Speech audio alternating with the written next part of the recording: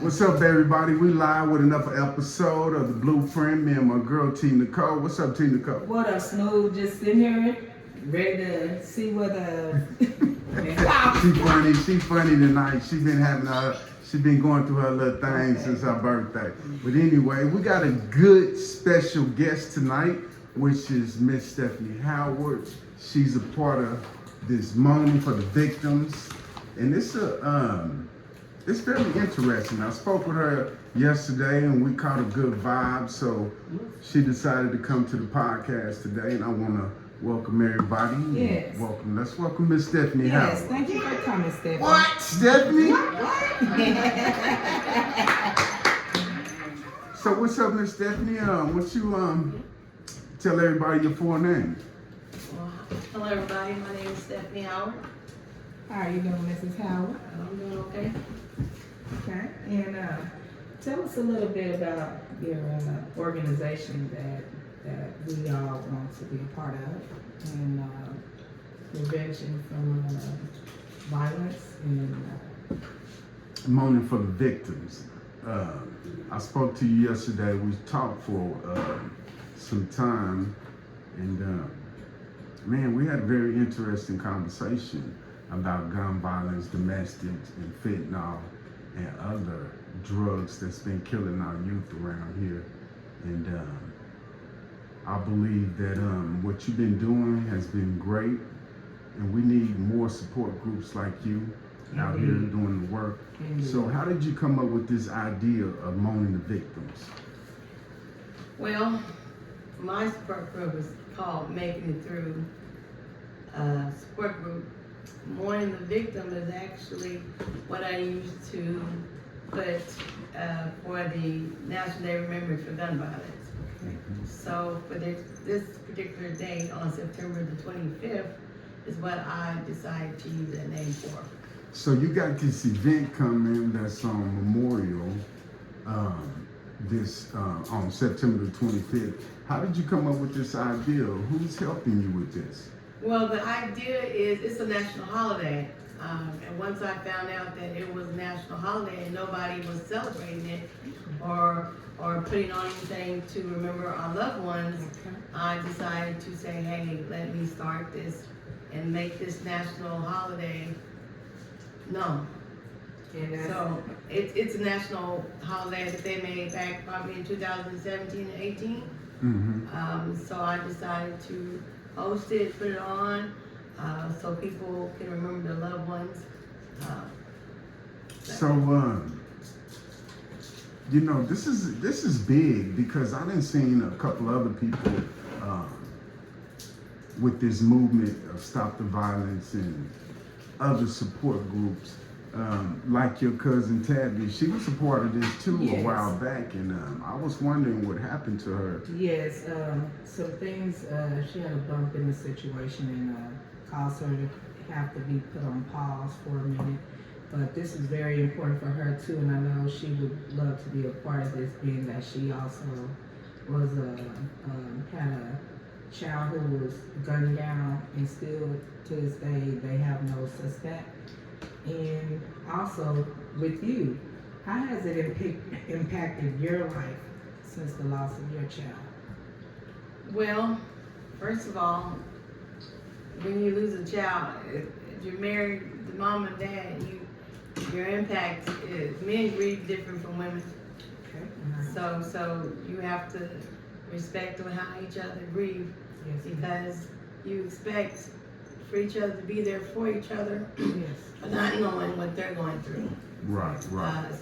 And if they've got nieces and nephews or close family, it affects the kids. Some of the kids moved out of state. Some of them just, no more parties, holidays. You feel guilty for celebrating. Everything reminds you of the person you lost. Yes. So what was your son's first name and last name? His name was Daniel Howard Sr. And at that particular time, what was he doing? He was going to college. He had doubled up on his classes, so he just did his associate at NEO and was at Fort Hays University working on his bachelor's degree. So he was trying to find himself and at the same time do the right thing. He's in school, he had a job. You know, his job was his school. So he was full-time student. He was a full-time student, doubling up to get done with his classes. And also, I heard a lot about him. He was very athletic. He was Yes. a part of the sports. Yes. He had 2 championship rings from Millwood. He had an all-state ring. He had an all-state conference. He was the #1 athlete. So he was active. He was active. Yes, that's just like my sister's son. He OD'd on fentanyl, and then like maybe not even 2-3 months ago, my little niece's husband was killed in a similar situation. But this violence is just rough out here for the youth. What can you tell the people around here?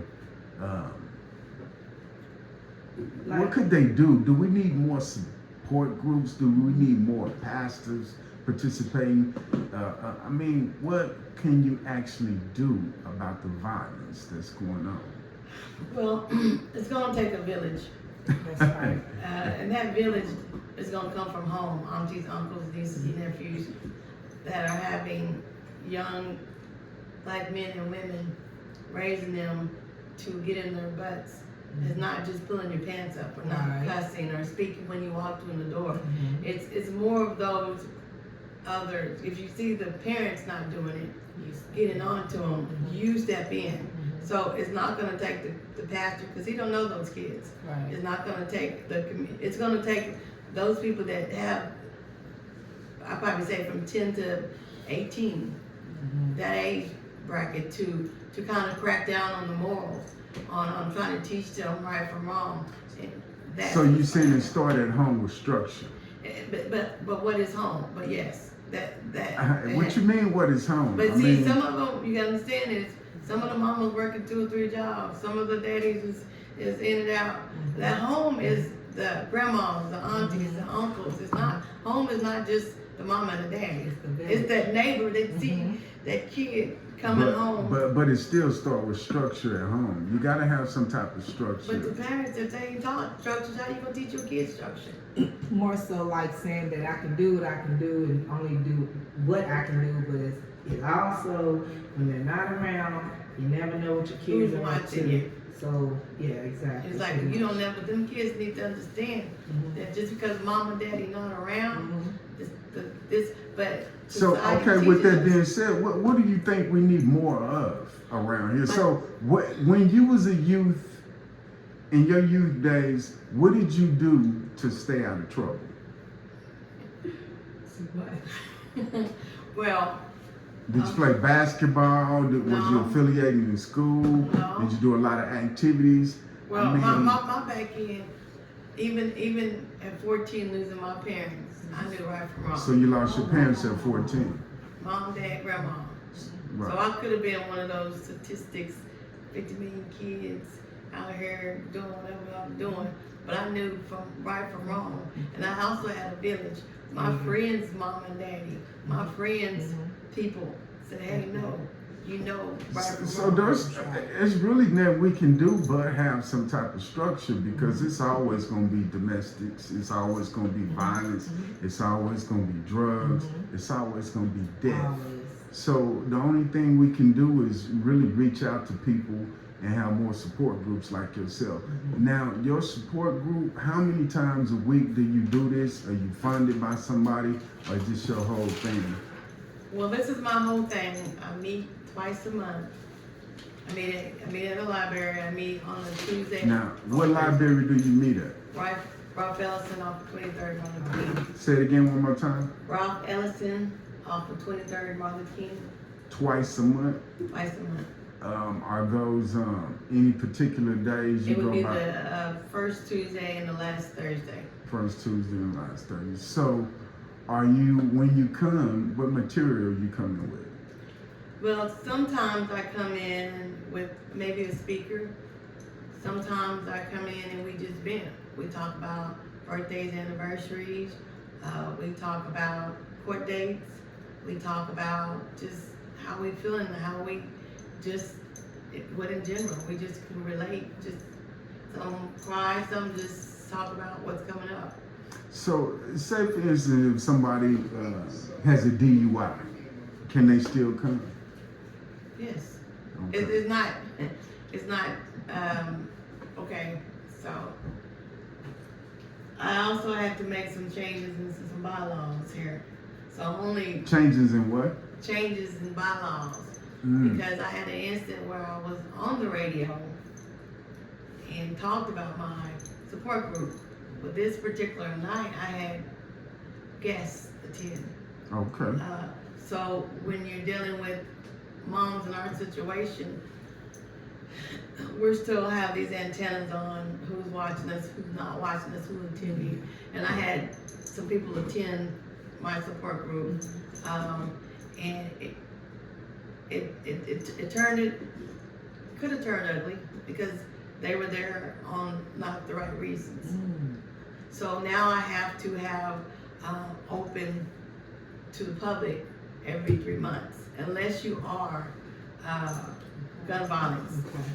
Had a gun violence. So when you say you do this support group at the libraries, how many people they let you, are y'all surrounded in chairs? Yeah, so what I'll do is I'll go online, I pay for 2 hours. I'll go and set up, we have beverage drinks, have tables and chairs. I might have stuff to talk about my upcoming events, or I might have pamphlets, new things with the DA, new changes, new events. You say new things with the DA. So the DA do support, the state does support these kind of groups? No. In no kind of way, even if you got some kind of like written thing, anything, do they support it? The support that I do have are from the advocates that will leave my cards there. Well, let me ask you another question. What I mean by support, say for instance, somebody's child get killed, right? But she doesn't have insurance. She doesn't have the money to bury it. Do the state step in, support? If you are aware of it, they will tell you that there are funds. Programs. It's not it's a program, but it's right there on the 8th floor. If your child has been murdered, there's counseling that they pay for everybody in your family, and they pay. So you're saying counseling, they'll pay for so many weeks or something like that? Yes, they'll pay for your family to go to counseling. They'll also pay up for anywhere from $75,000 to $10,000, but you have to be a non-gang member, and you have to be a non-gang member. Labeled as a non-gang member. And why is that? Because it's more gang murders, and it'd be too much for the state. Is that what you're saying? You want my opinion? Yeah, yes. Because your son got killed. Well, my son wasn't in no gang. He wasn't labeled as one. Right.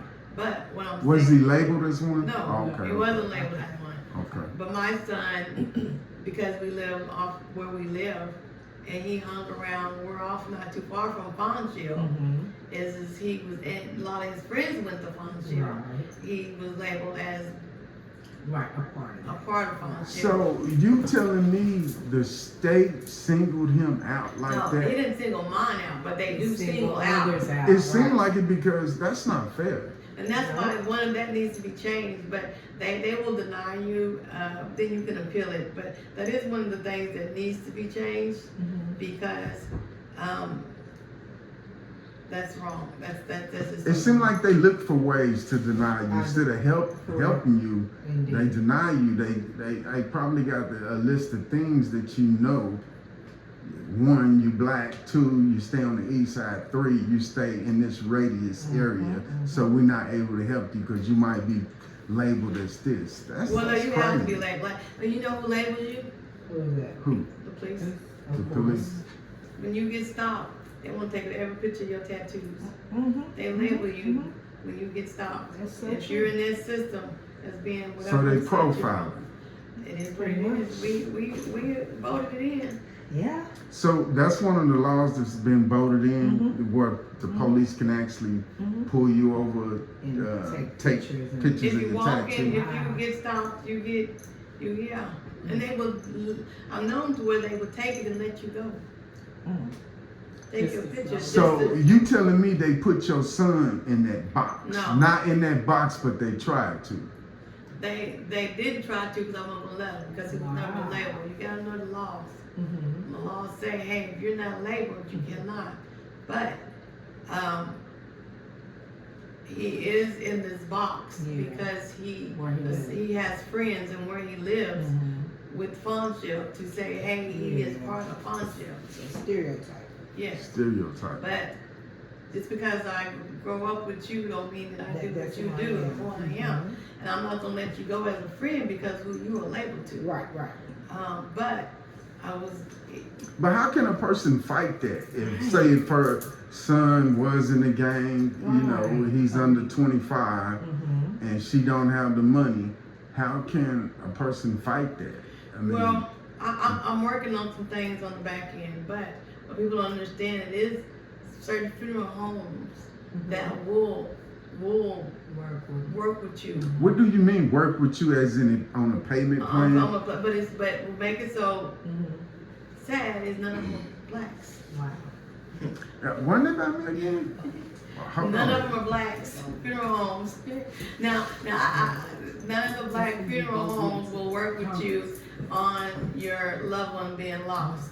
I've heard stories of my mom. None of the black funeral homes are willing to work with the black people. Come on, y'all. They want the, well, it is a business. It is a business. But I'm It is a working on the business. back end on my group to help because one is to educate on life insurance, two is to educate on funeral homes, flower shops, and grave sites to come on, bend a little bit, 5%, 10%, something's gonna have to give for this.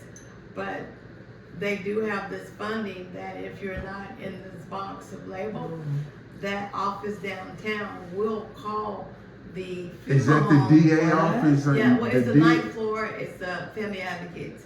But it's still considered the DA office, right? No, it's considered the family advocates because it's on a different floor.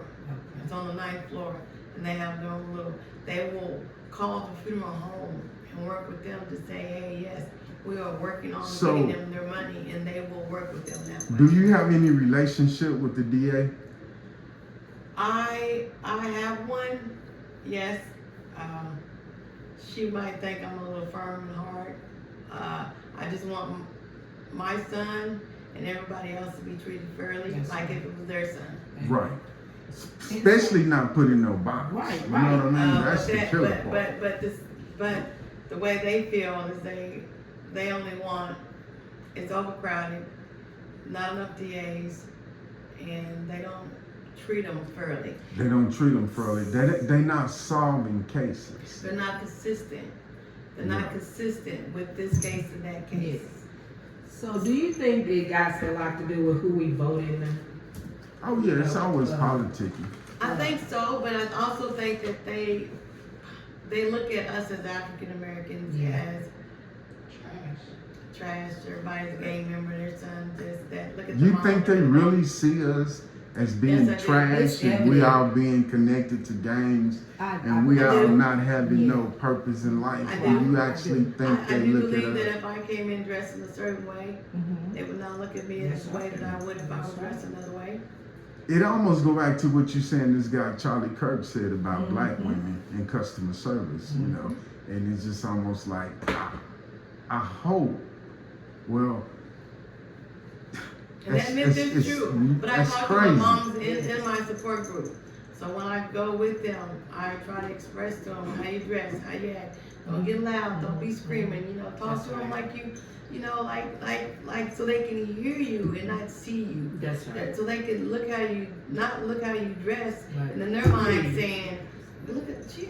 No, you look how she dressed right, she looked perfed. So now you need to So listen you to what saying I'm stay saying. control of your emotions at all You times? have to. I will act like this. I've seen and talked to everybody in my case that were involved in my son's case. So you got a lot of women supporting you. What about men? A lot of men? Well, no. I mean, the husband. Would you like to see more men, more husbands getting out, talking about these social issues like this, gun violence? I do believe that it needs to be a men support group that can relate, and There they you go. maybe might be able to minimize. We're never gonna stop what's going on, but we might be able to minimize it. Right. And these Exactly. dads might be able to. My myth is, hey, take these kids down to the morgue. Okay. Let them see what you cannot bring Listen, back. That's right.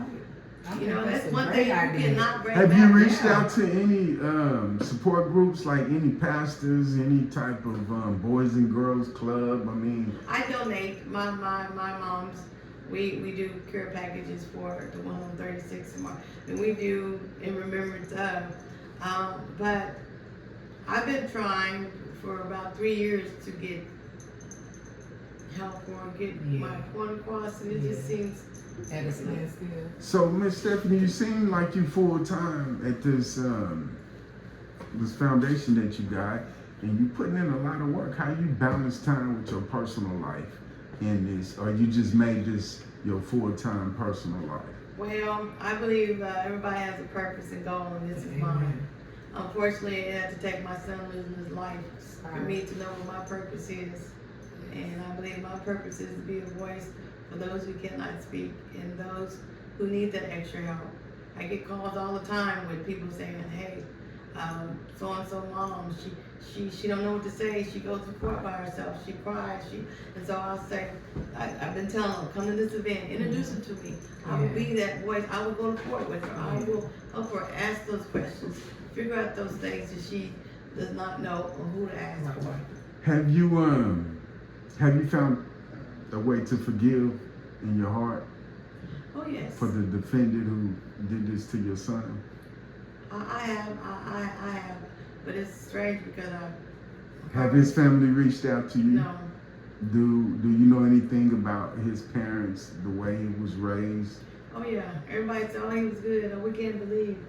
I said, well, So he was a good fella. well, I believe that he is a good person. He just was a follower. That's pretty much And you, but you have to, if you don't live that life is that gang life. That's a whole nother ballpark. So I know what he did and why he did what he did by killing my son. So I'm not really mad at him. For being So you that have father. forgiven him. Oh yeah, I told him I forgave him a long time ago. Yeah. He has no control over Did me. he try to reach out to you No. first? And the judge asked him several times, is there anything to say? He said no.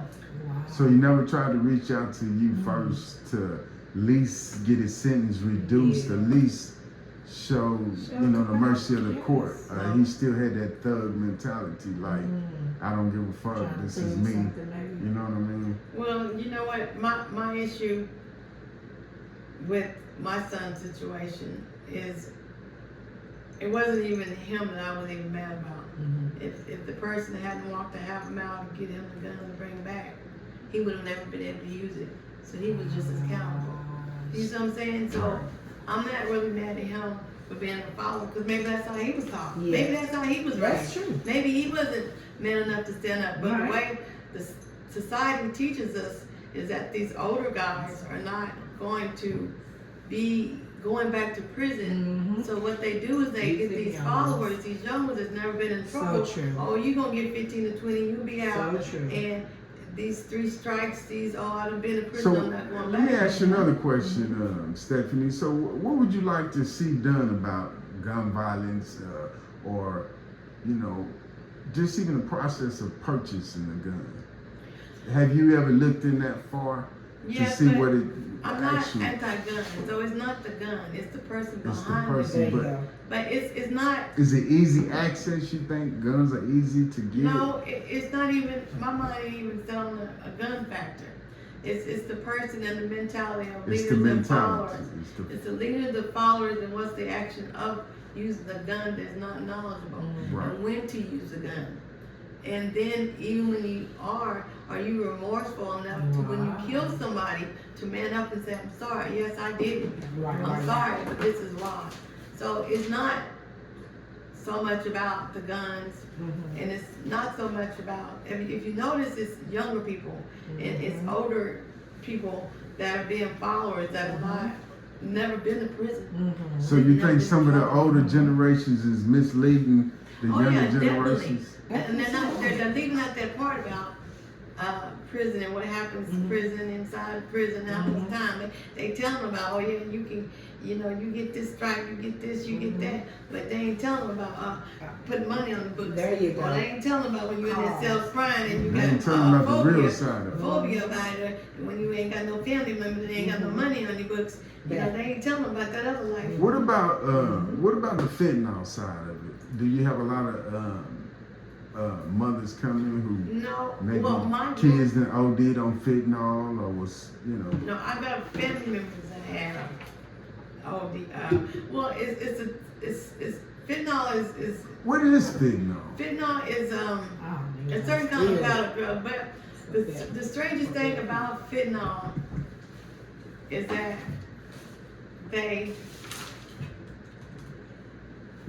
you don't know that you might be taking it. You might not be taking it. And people think taking fentanyl is a choice, but one, you might be curious. Two, you might not know that it's laced with fentanyl. Right. So it's touchy because people are like, oh, they want to. No, you have no choice, Donna. Do you honestly think somebody want to die for fentanyl? No, they don't. So it's touchy because It's very touchy because my nephew, he OD'd on it. Wow. And but he might not know he had it. So you don't know it's that. medication. Yes, it's a form of a medicine. And you can touch it, and you can touch it, but they use so much in the medicine. Where is it coming from? So it's been around for years. They put 'em in. We just didn't know that. You know? It's more popular But now. fentanyl, they put them in. They use they can put fentanyl and make Percocets and lower tabs. They use that as a substitute, as an ingredient. So it's not just a powder form. That fentanyl can be laced with anything, and you not know that it's in there or how much your tolerance level for it is.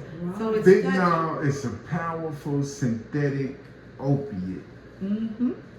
Man, That they literally give out in the hospital. that is similar to morphine. And I know people, even kids. I've had an incident where a kid died on it. A person had it on the table, and the girlfriend's kid touched it and died from it. So it's very. It's not. It's so. Really? Yeah. It's just, you know, one state had their prisons. They were killing their prisoners by giving them fentanyl. This is real. And they were dying them off by putting fentanyl and giving them medication with fentanyl in there. And did you hear about that? Yeah. So Oklahoma just slow. Yeah. But it's been going on. So it's a high potential that a person can OD on fentanyl. Yeah, with the- because with the- not to take off y'all's subject, but my sister had just got out, you know, doing time, and actually a friend of ours' daughter just had passed away from fentanyl. 2 years ago, my sister was released, and by the time she made it to us, coming home, she got the call that the girl that just said bye to her just had passed away from fentanyl. So yeah, you're right. It's highly That's So nephew, it's about a month illegally ago. manufactured. Man-made. It's man-made, Some but it's not man-made, but it's like a morphine, like you said. It's a morphine. Yeah, it's a powerful drug, and it's on the streets hard. And what do y'all think about this? But it's been a hard. My Caucasians been dying a long time. So it's actually a law because they put in. Okay. Because they've been dying. Black folks, we just a little bit slow on some other drugs. That we just behind on it. Yeah. But it's been for centuries and been going on. We just now curious, and now we just trying to figure out how much we need. But we dead and ain't gonna figure out. But you know, this is one of these things: drugs, guns, and other opiates. This is something that we can't stop. It's been around since either one of us been born. Only thing we can do is make awareness of it, and try to. I mean, if you know somebody that's on fentanyl, try to lead them to a support group like this.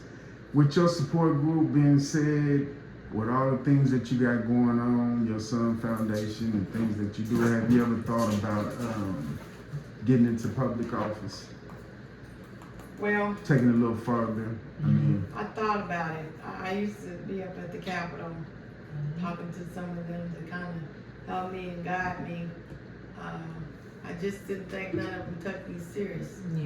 Right. You know, Well, I take you serious. they didn't take me serious until they see me popping up everywhere, see me here, see me there, see me there. I think this is a good move for you to, Right. you know, set your foot in the right place. I mean, and get some people behind you and take over one of these districts Hate crimes out here too. and push it to another level. That way you can open up some doors for other That's people. right. Do you know Nikki Nice? Have you ever tried to work with her? I met her last year at Juneteenth because I was told by Vicky, because in my son's case, I wanted the guy, the accessory. He was an accessory, but he didn't get charged for being an accessory, even though he gave him the gun. Are you serious? I was like telling her that did not But right, but she told me make a change. I didn't make the law, change the law. So I was on this mission of finding someone in office, and I met her before, but at that time I still didn't think she took me seriously. well, it's the footwork behind it because white folks do it all the time when they have a daughter missing here and there. They set up these foundations and they make these changes. They get enough signature where they can change the law. So don't ever sleep on nothing like that. I don't, but I have the support with my support group, but they are still going through mentally. Yes. I don't have that other support. I fund my own self. I make my copies. I pay for this. Who would I you pay like for to that. work with? What are some other people that Relate to you. that relate to you, like you say, that's kind of doing what you're doing, and y'all just not in the same circle? You know, that you might can merge with them. Well, I was working with No, who would you like to work with? Like if it's like, you know, well, do you need more people working with you? I need more.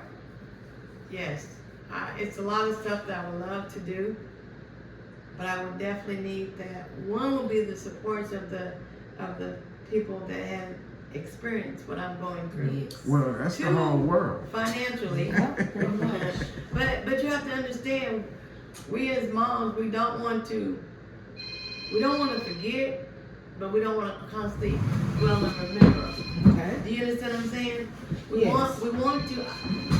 If I thought about Daniel and that song and that music, my mind frame would be down here. Yes, which I So you almost have to suppress okay. what has happened to move on with life. And I know that's been. But that's hard to do because you don't never want to forget about a loved That's one. right. But you almost have to suppress what's going on to move on with life. Right. So sometimes moms don't want to deal with the court system and take that 20. Right. Sometimes some moms' cases are not even solved. So you still out here wondering for that justice. Right. So everybody is different, but then yet you still want that support. Right. And I truly understand, speaking from on my cousin's behalf, she screamed at so much, support was everything. And she broke her neck trying to figure out, calling the War Acres Police Department, OKC Police Department, trying to find Do they care? They do not care. They don't care. See, that's where. Or they just going by the law? No, Is but that they what I'm saying? don't. They, by me doing my research, me doing my pilot that I did for a whole year with my Right. son, was that they're so overworked, overloaded. Okay. So it's not that they do not care, is that they don't have enough people. Support. So my thing was these retired police officers or retired firefighters or these people that want to do whatever they do, pull some of those old cases, old files, maybe answer some of those phone calls, follow up on those calls. It's a lot of stuff on the back end, but not enough people to handle that. Think about a detective that has a case from 2010. That's why I said we need more people in those So you're fields. dealing with 2010, he got 11, 12, 13, 14, 15. You only got so many cases you're working on, and then you got to go on to the next one. So what happens is you got the detectives that do their labor, then you got the DAs that handle theirs, but they are too busy and overwhelmed. Right. So they are trying to move it as fast as they can and close it in and close it out.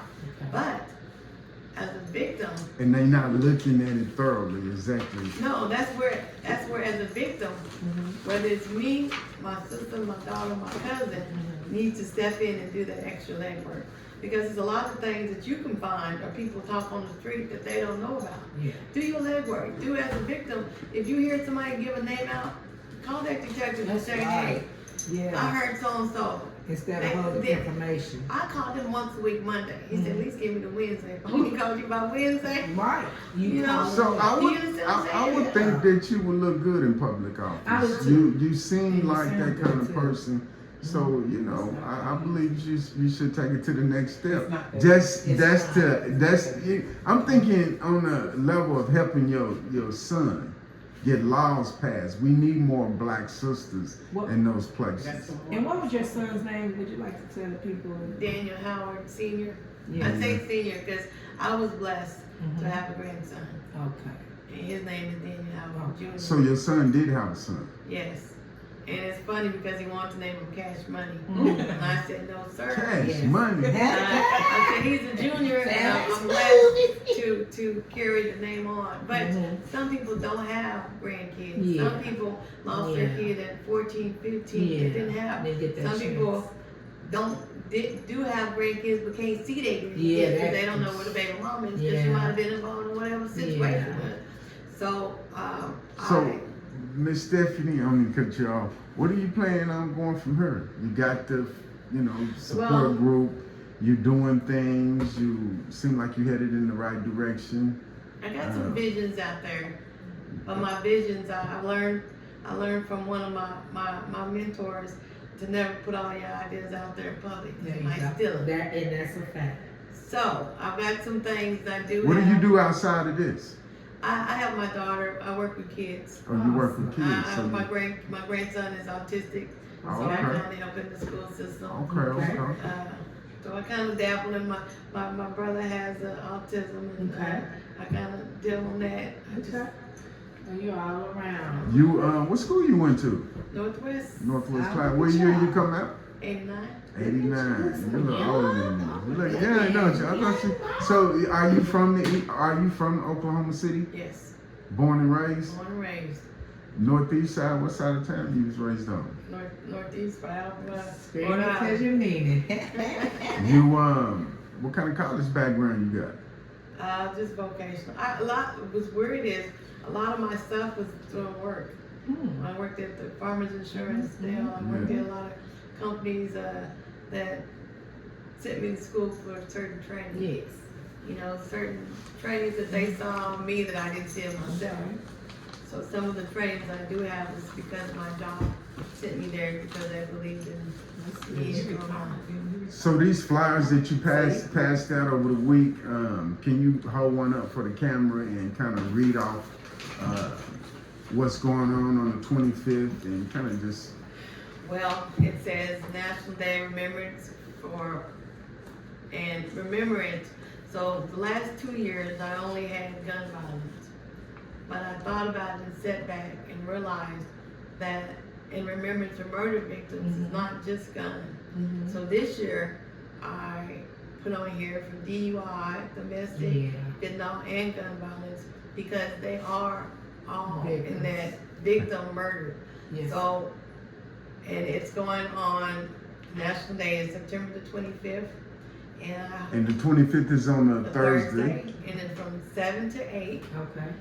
people come out. Usually I have t-shirts. Location. Where's it at? It's at the Memorial Park off of 36 in Western. Okay. And it's from 6 to 7.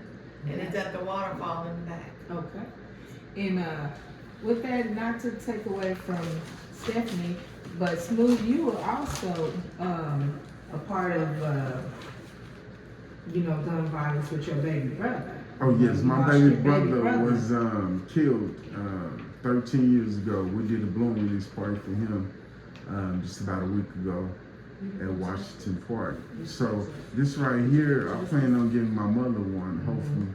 hopefully she'll attend, but I'm quite Yes. sure she will. Yes. If I have to break her, Yes. bring her, whatever. But I encourage you, you'll see poster boards, they come in, families come in like all orange shirts with their loved ones on there. Yeah. I mean, they come out like a whole, some of them have jackets, bomber jackets, some of them have hats. Some come out just representing their whole Yeah. person. I plan on having not just my son, I'm gonna have my father-in-law and one of his cousins got lost to gun violence. So my t-shirt will have, Rufus Howard. Yes, small world, being that Rufus Howard There you is go. my mother's first cousin, so that was a part of my Yes, family.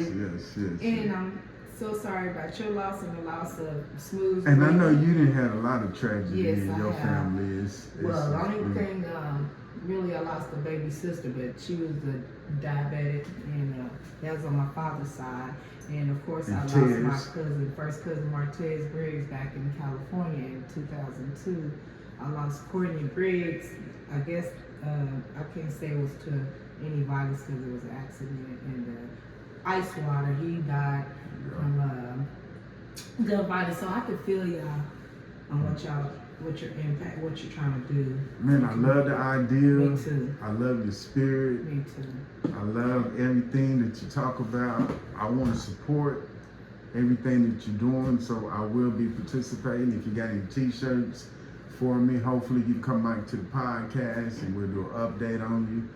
And we enjoy having you here, Miss Me Stephanie too. Howard. And Really do. you got something else to say, T. Nicole? Yes, I just want to thank you for coming and sharing your vision with everyone as far as this organization. I hope many come out to support it. Hopefully I can be out there myself. I just want to say my condolences, keep your head up and keep fighting for what's right. Do you got anything else to say, Miss Howard? No, well, yes, I do. I encourage family members that have been in similar situations to come to a support group because they will find it refreshing. It's not like a therapist sitting on the couch. You are amongst family and friends. You will actually find Peace. new family and friends that can relate and help you get through those dark nights. So I suggest, if not mine, to find one. Yeah. It doesn't matter what color, just find one to help you out mentally. Well, with that being said, we're going to end this. And one other thing I wanted before and how can they reach you? And what's the email address they can reach you at? Well, my email is makingitthrough 859@yahoo.com. Could you Say it repeat again. that? Making it through 859@yahoo.com. Okay. That's making it through 859@yahoo.com. And that is Miss Stephanie Howard, and she's a part of Making It Through Group Support. Yes. And this is another live segment for the Blueprint. Me and my girl T. Nicole. Catch us next week with another episode. And we're going to end this episode right with Stephanie Howard. Thank you for coming out. Thank you. And for coming out. hopefully we can get you here again.